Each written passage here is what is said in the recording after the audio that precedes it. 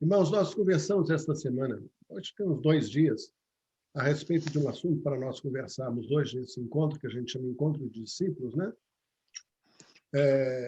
Eu quero agradecer a todos que estão aqui e quero fazer um desafio a você. Eu acho que isso vai ajudar bastante. Se você tiver alguma dúvida, alguma palavra que gostaria de dar, eu acho que não deveria dar no momento que a gente estivesse compartilhando, porque esse é um assunto que pode ir muito bem, o assunto de profecias, como também pode se tornar muito explosivo. Então, eu gostaria de compartilhar com os irmãos. Na verdade, vai ser a primeira vez que eu faço isso da maneira como eu vou fazer, com o tema profecias, de acordo com as Escrituras, de acordo com o nosso entendimento pelo Espírito de Deus. É importante salientar de que tudo que nós ouvimos, tudo aquilo que nós temos recebido na nossa vida, na nossa caminhada com Jesus, né? Eu talvez tenha uma caminhada maior do que todos vocês aqui. Eu tenho 57 anos e caminho com Jesus há 58, se eu contar os meses que eu fiquei no ventre da minha mãe. Então, são muitos e muitos anos de ouvir sobre profecias, de ouvir sobre pregações as mais diversas, sobre livros que foram publicados e que depois foram desmentidos, né?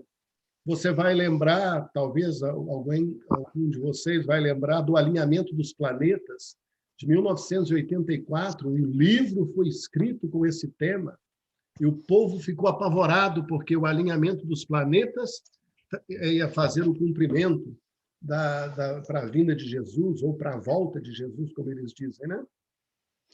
E depois veio o Bug 2000, eu não sei a palavra em português, sobre...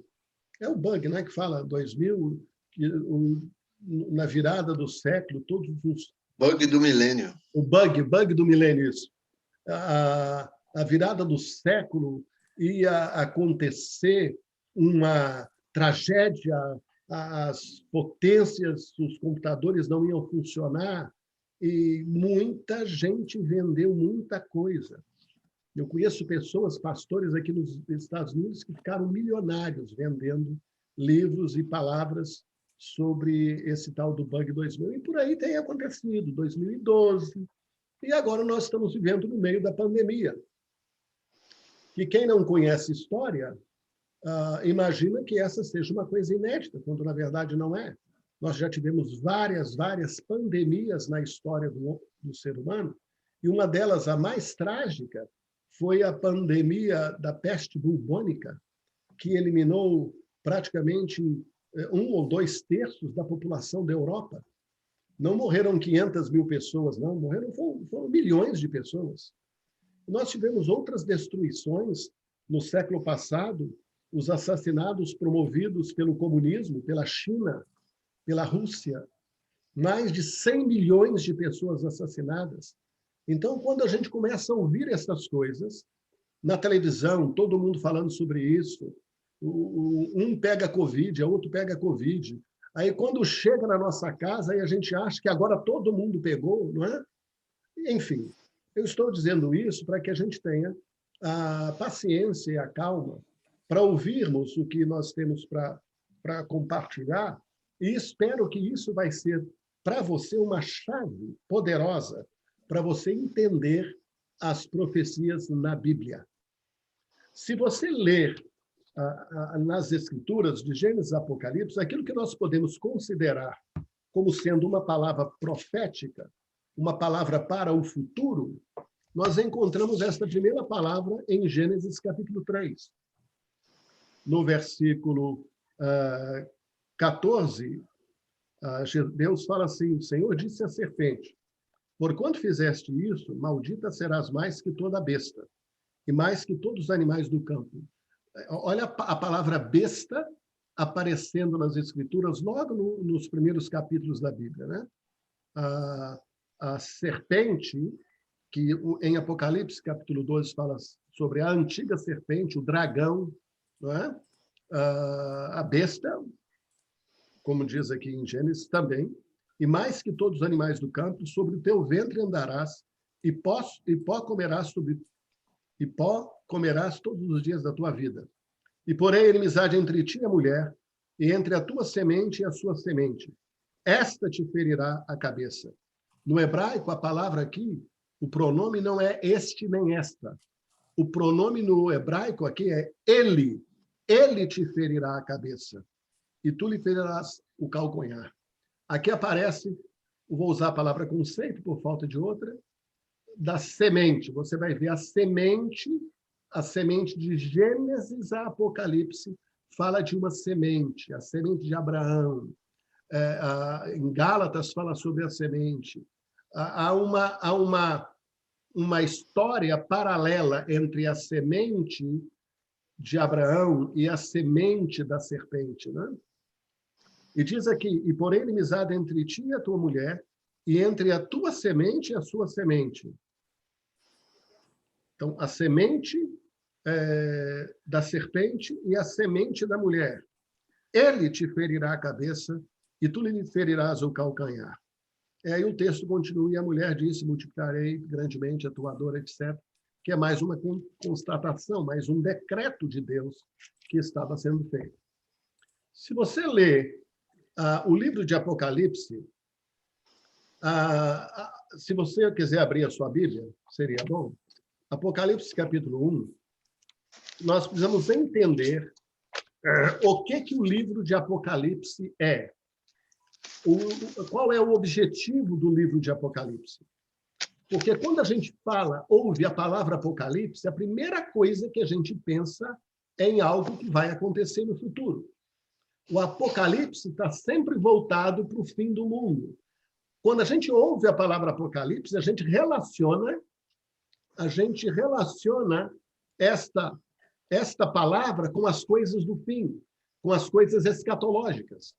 Mas o que significa exatamente a palavra Apocalipse? Que nem deveria ser Apocalipse na nossa língua, porque Apocalipse é, na verdade, a transliteração da palavra grega. A palavra presbítero, por exemplo, não é uma palavra em português. Presbítero é a transliteração. Ele pega a palavra no original, vê as letras, por exemplo, pi, a letra pi do grego. Eu acredito que ele deve um curso de... Sim. A letra pi, eu só vou colocar mudo aí, que tem um som.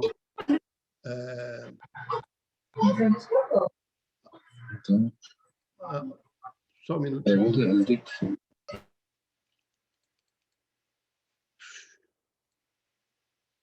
Conseguiu. Então, meus irmãos, a letra pi, né? Você lembra do número pi na escola, na matemática?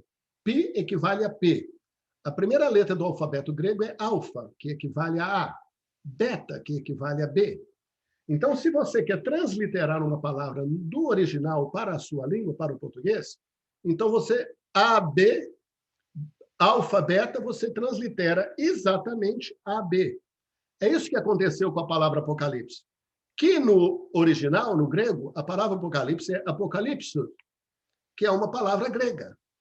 Então, o nome que se deu a esse livro de João é Apocalipse do apóstolo São João. Não é o Apocalipse do apóstolo São João. Apocalipse significa revelação. Revelação de Jesus Cristo, capítulo 1, é exatamente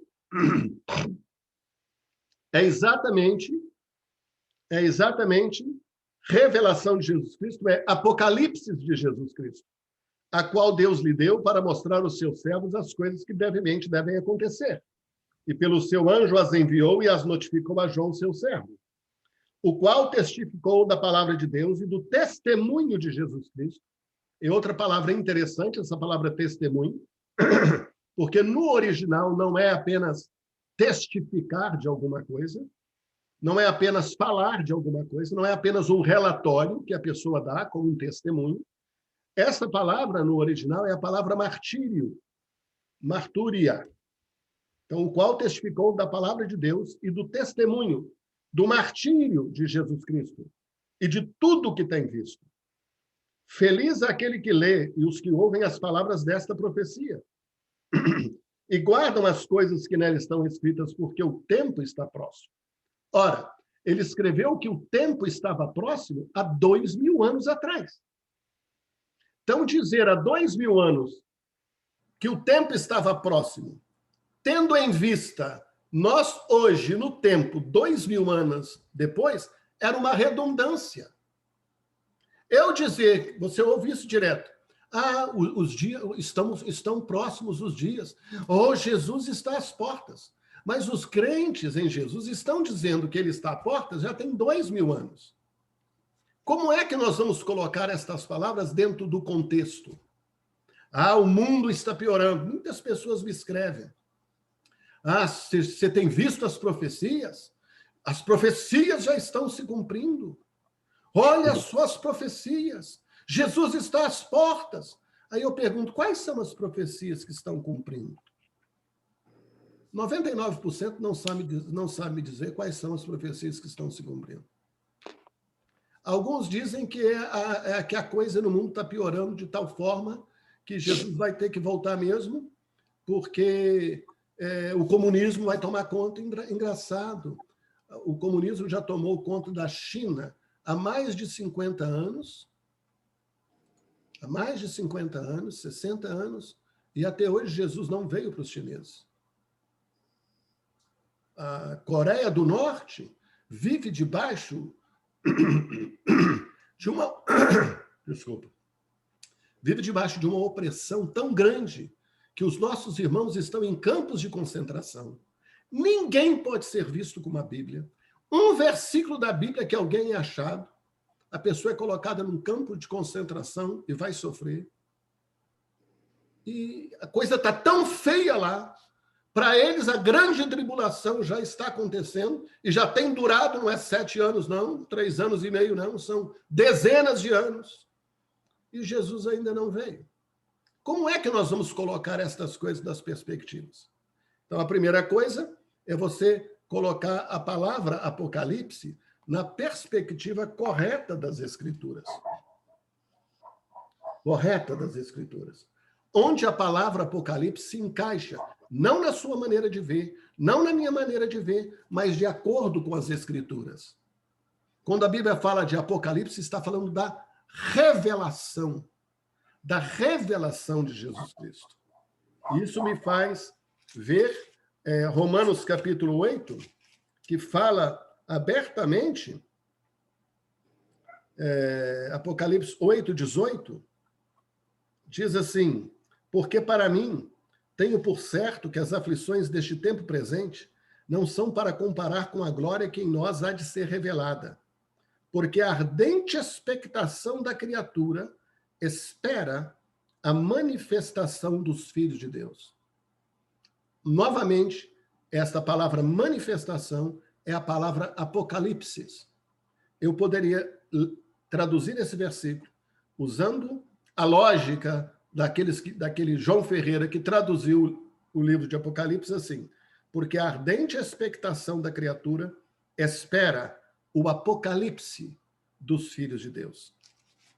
E em Apocalipse capítulo 1 fala exatamente o apocalipse de Jesus Cristo. A revelação de Jesus Cristo.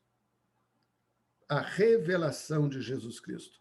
Que ele disse para que nós devemos guardar as palavras daquele que lê, feliz é aquele que guarda, né? Os que ouvem as palavras desta profecia, do livro de revelação, do livro de Apocalipse. E ele continua, então, descrevendo até o versículo 7, diz assim: eis que vem com as nuvens, e todo olho verá, até os mesmos que ultrapassaram, e todas as tribos da terra se lamentarão sobre ele, diz amém. Aleluia. Você vê Gênesis capítulo 3, quem que ele está apontando? Ele está apontando para a revelação da semente. A semente que vai esmagar serpente, a semente que vai esmagar a serpente. E ele fala desta revelação daquele que há de vir e que vai destruir a serpente. E então, no Antigo Testamento, toda a narrativa da Bíblia, todas as profecias, todas as palavras, todos os atores, todos os personagens, desde Abel, desde Enoque, desde Abraão, Noé, Jacó, Isaac, José, Moisés, Josué, os juízes, Samuel, Saul, Davi, Salomão, todos os reis, tanto do norte quanto do sul. Aí vem os profetas, todos eles apontam para a revelação, para o apocalipse de uma só pessoa, Jesus Cristo. Em outras palavras, o que os gregos disseram lá para os discípulos, eles vieram lá de longe e o que eles queriam? Eles perguntaram assim, eles pediram assim, queremos ver a Jesus. É o que Hebreus 12 fala, olhando para o autor e consumador da nossa fé, olhando para ele. É o que Paulo fala, uma coisa eu faço, uma só. Esquecendo-me das coisas que para trás ficam e avançando para as que estão diante de mim, prossigo para o alvo, pelo prêmio da soberana vocação que está em Cristo Jesus. A ressurreição dos mortos é para ver Jesus. Os sofrimentos desta vida, as aflições, é para ver Jesus. Se eu batalhar, se eu sofrer, se eu passar por qualquer coisa, é para ver Jesus. O que me interessa é a revelação de Jesus Cristo. É o apocalipse de Jesus Cristo. É a verdade sobre Jesus. Olhando para o autor, firmemente, fixamente para o autor e consumador da minha fé, não tem tempo, não tem espaço para eu ver mais nada. Eu não vejo mais nada. Eu não me importo com mais nada. Hoje alguém perguntou para alguém, o mal, por que o mal existe? Isso não cabe na minha relação com Jesus, saber por que o mal existe. Não cabe na minha experiência com Jesus saber de coisas que não revelam ele. Tudo aquilo que me distrai, que me afasta, que por algum motivo, por alguma situação, possa tirar a minha atenção, 1 milímetro que seja, não me interessa, os meus olhos estão fitos em Jesus. Ele diz, olhai para mim e sereis salvos. Essa é a revelação suprema. O Apocalipse,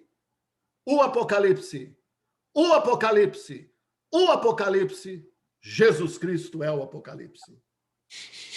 Então, quando nós entendemos isso, que Jesus é o Apocalipse, todas estas coisas, tribulação, anticristo, besta, se o Papa é a besta, se Macron é a besta, se agora é o Biden. Esse Biden é uma besta muito fraquinha, né? Mas é uma besta. E etc. Nada disso tem valor, porque elas não me revelam Jesus Cristo. O anticristo não me revela Jesus Cristo. A besta não me revela Jesus Cristo. Essas teorias de conspiração que existem por aí, elas não me revelam Jesus Cristo. Porque se eu estou fixo em Jesus, os meus olhos estão postos em Jesus, e não há nenhuma sombra de variação de Jesus, ele é a profecia, ele é a revelação, ele é o Apocalipse, ele é tudo, porque dele, por ele, para ele são todas as coisas. Eu estou fito nele. Qualquer coisa que acontecer ao meu redor, que vier a abalar, se vai prender, se não vai prender, se vai perseguir, se não vai perseguir, se vai me matar, se não vai me matar. Ele já me disse, ele disse, olha só o que ele diz. Atos capítulo 1. Olha o que ele diz em relação aos tempos, que fica todo mundo discutindo. É a mesma pergunta, eu diria já centenária, milenar. É a pergunta já milenar que que você encontra em Atos capítulo 1. Ele diz assim, aqueles que se haviam reunido, versículo 6. Exatamente, o fim do mundo, o fim de tudo é Jesus Cristo, né? É Jesus Cristo, né? Aqueles que se haviam reunido perguntaram-lhe, dizendo, os discípulos, os apóstolos, Senhor, restaurará tu, nestes tempos, o reino a Israel?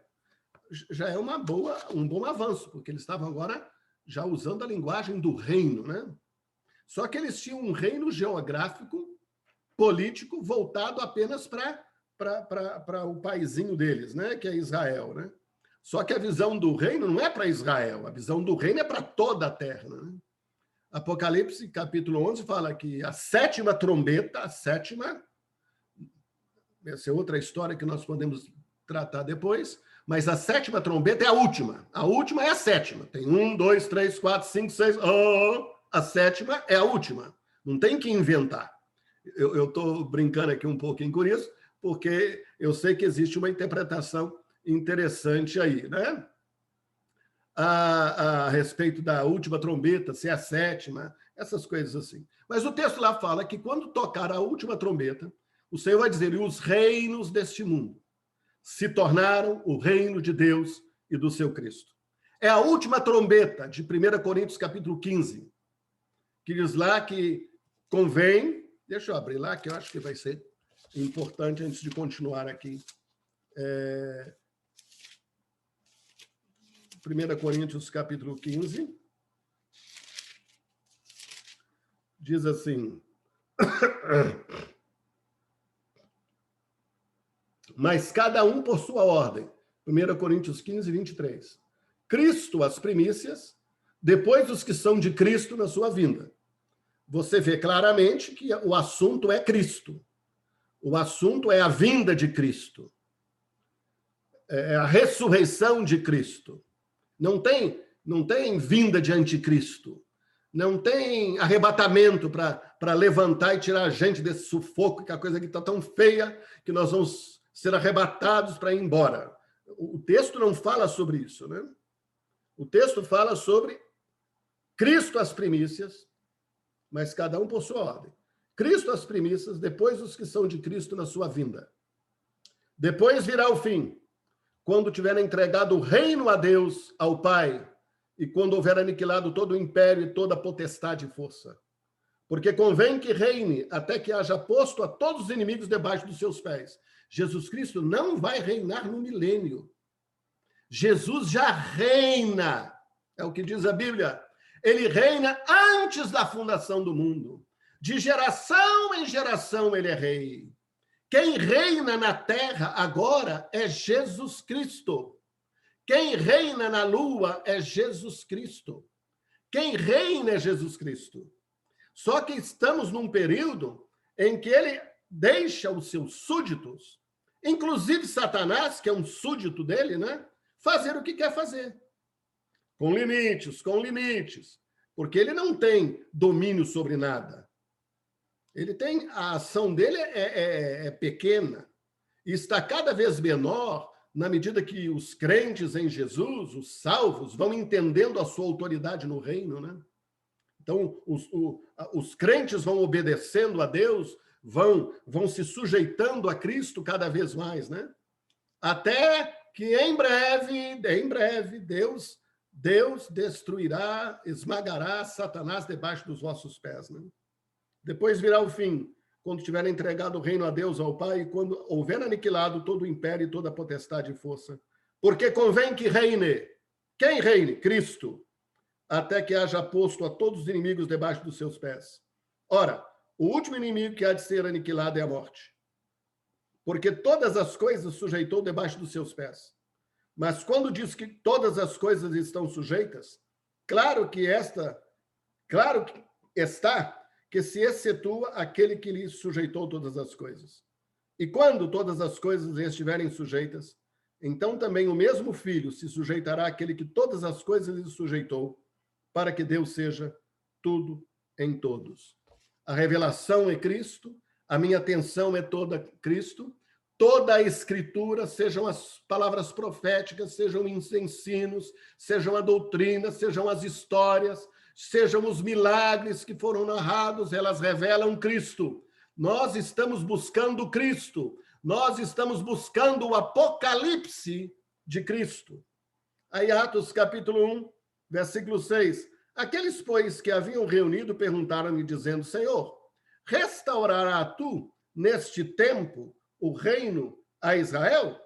E disse, não vos pertence saber os tempos ou as estações que o Pai estabeleceu pelo seu próprio poder. Quer dizer, essa história de querer saber tempo e estação, ela é antiga, ela é de 2000 anos atrás. Hoje é a mesma coisa. Os crentes estão discutindo se esse é o tempo, quando vai ser. A pergunta que eu tenho para você é o seguinte, se Jesus vir daqui a 60 anos, provavelmente a maioria de nós vai presenciar se estiver vivo. Mas se Jesus não vir daqui a 100 anos, qual é a diferença que vai fazer na sua vida e na minha? Qual a diferença? A questão não é se eu estou preparado para ele vir. É outro ensino furado, né? Se eu estou preparado para ele vir daqui a 1 ano ou daqui a 10 anos. A verdade sobre isso, sobre esse preparo, a verdade é que eu já estou preparado desde o dia que eu recebi o selo do Espírito Santo na minha vida, de acordo com Efésios capítulo 1. O selo do Espírito Santo é a minha redenção. Então, os crentes discutem hoje que eles têm que se preparar para a vinda de Jesus, para fazendo o quê? Orando, santificando, deixando de pecar, indo na igreja. Aí eles estão se preparando. Isso é doutrina das obras. Isso é doutrina falsa. Isso é o mesmo que salvação pelas obras. Isso é falso. Quem me prepara para a vinda, para um encontro com o meu Jesus, seja eu morrendo ou quando Jesus vir, é o selo da promessa.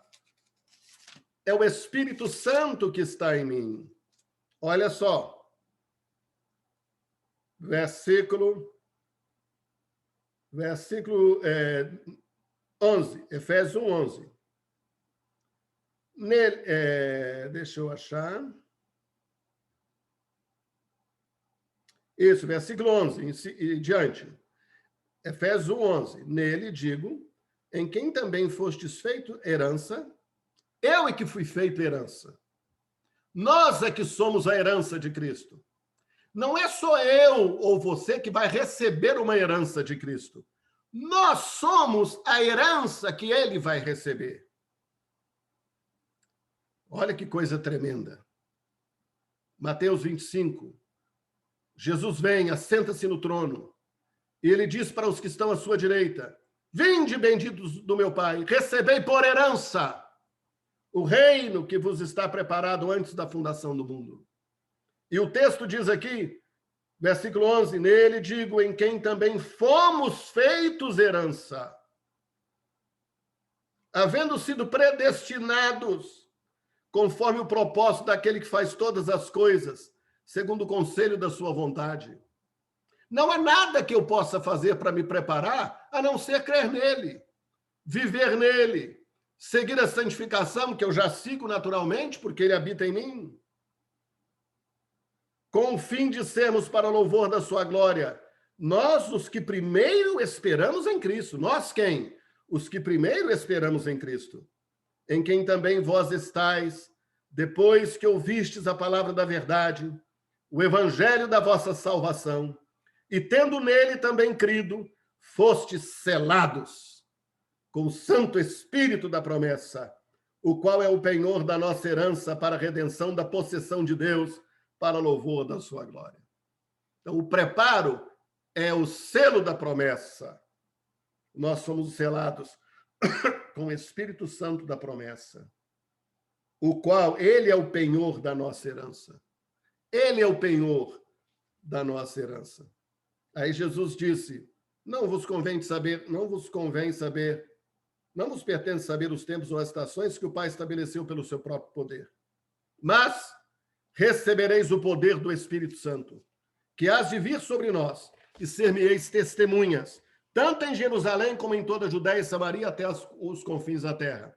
Todos esses livros que você lê, esse é o problema de conferir em livros, a gente que não tem todo o acesso à língua original e o que significava a palavra, não há 2000 anos depois, mas 2000 anos lá atrás, o que significava a palavra lá, quando ela foi proferida por Lucas, por Paulo, né? Então,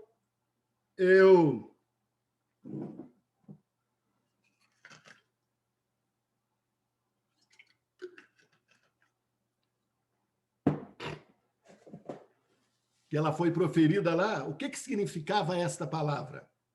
Quando ele disse testemunha, o que eles entenderam? Eles não entenderam que eles iam falar de Jesus. Eles não entenderam isso. Eles não entenderam que iam dar um testemunho do que eles já tinham visto a respeito de Jesus, dos milagres, da cruz. Não é isso que eles entenderam. Eles não entenderam que eles iam comparecer diante de um juiz e dar um testemunho, como se estivesse num julgamento, em que você chama as testemunhas e as testemunhas, então, proferem a sua visão, ou o seu relato daquilo que eles presenciaram. Não, eles não entenderam isso. Quando eles ouviram esta palavra, eles entenderam o seguinte: mas recebereis poder do Espírito Santo, que há de vir sobre vós. Esse poder que muitos sentem arrepio, que se abalam, que sentem um gozo extraordinário, um poder. Outros, às vezes, nem sentem nada, né? Mas esses irmãos aqui sentiram porque eles foram tidos como bêbados, né? Que há de vir sobre vós este poder, e ser-me-eis testemunhas, vocês vão morrer por mim. É isso que eles entenderam. Vocês vão sofrer por mim. Vocês vão morrer por mim. Quando a Bíblia fala em Apocalipse, capítulo 19, 10, Apocalipse 19, 10 diz o seguinte: e eu lancei-me a seus pés para o adorar. Mas ele disse-me: olha, não faças tal. Sou teu conservo e de teus irmãos que têm o testemunho de Jesus. João, lançou para adorar. Mas aí o anjo disse para ele: não faça isso. Não faça isso. Eu sou teu conservo. Eu estou com você na mesma batalha. Nós somos cooperadores. E de teus irmãos que têm o testemunho de Jesus. Eles têm o testemunho de Jesus. Eles têm o martírio de Jesus.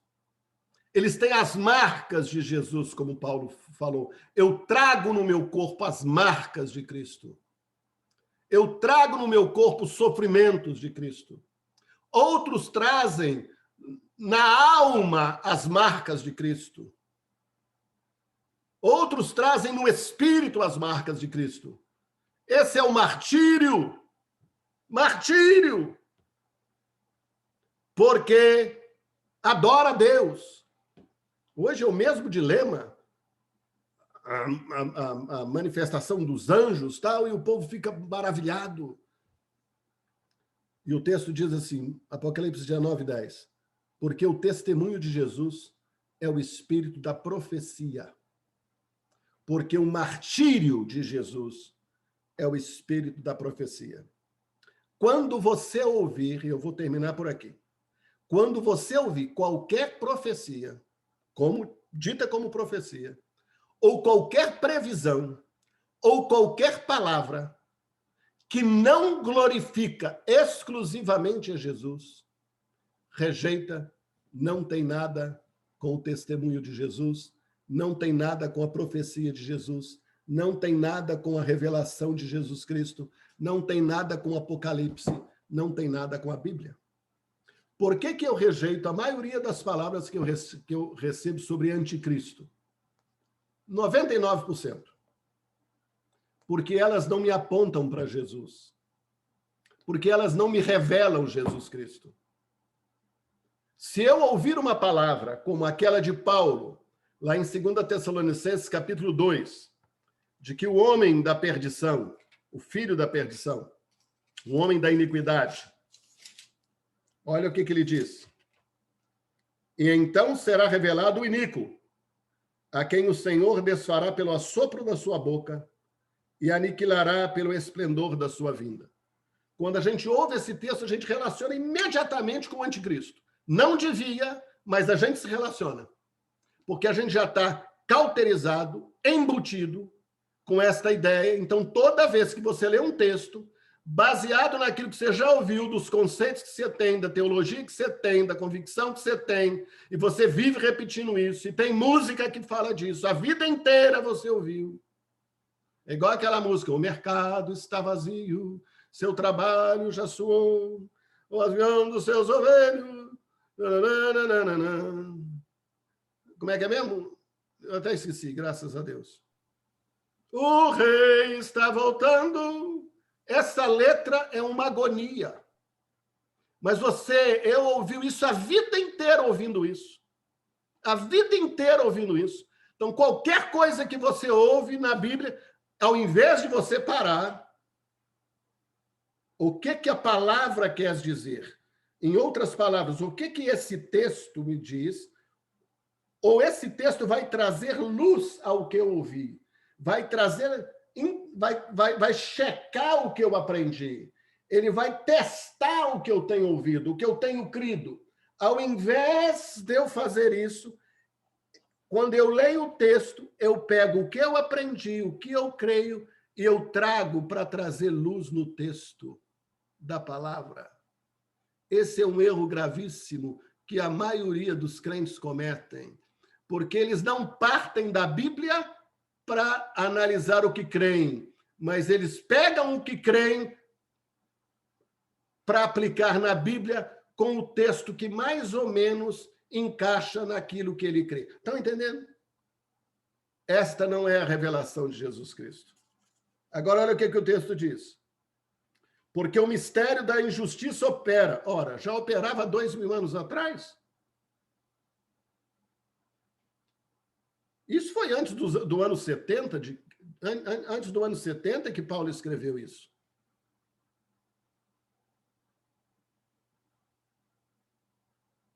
Aquele que teve como Deus no templo de Deus, querendo parecer ser Deus, já tinha acontecido no ano 70.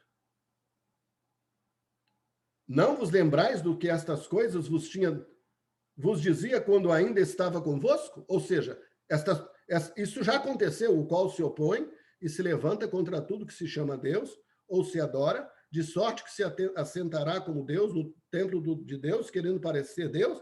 Não vos lembrais de que estas coisas vos dizia quando ainda estava convosco? E agora vós sabeis o que o detém, para que a seu próprio tempo seja manifestado. Ninguém sabe, só Paulo sabia, porque o texto não diz. Porque já o mistério da injustiça opera, somente há um que agora resiste até que do meio seja tirado. E então será revelado o iníquo, a quem o Senhor desfará pelo assopro da sua boca e aniquilará pelo esplendor da sua vinda. A esse cuja vinda é segundo a eficácia de Satanás, com todo o poder e sinais e prodígios e mentira, e com todo o engano da injustiça para os que perecem, porque não receberam o amor da verdade para se salvarem. E por isso Deus lhes enviará a operação do erro, para que creiam a mentira, para que sejam julgados todos os que não creram a verdade, antes tiveram prazer na iniquidade. Mas devemos sempre dar graças a Deus por vós, irmãos amados do Senhor, por vos ter Deus elegido desde o início para a salvação, em santificação do Espírito e fé e da verdade. Você vê novamente que ele fala uma coisa e ele atrai para Jesus. Ele é a nossa salvação. Ele é a nossa santificação do Espírito. Ele é a fé da verdade. Ele está sempre apontando para a revelação de Jesus. Jesus, Jesus, Jesus, Jesus. Amém?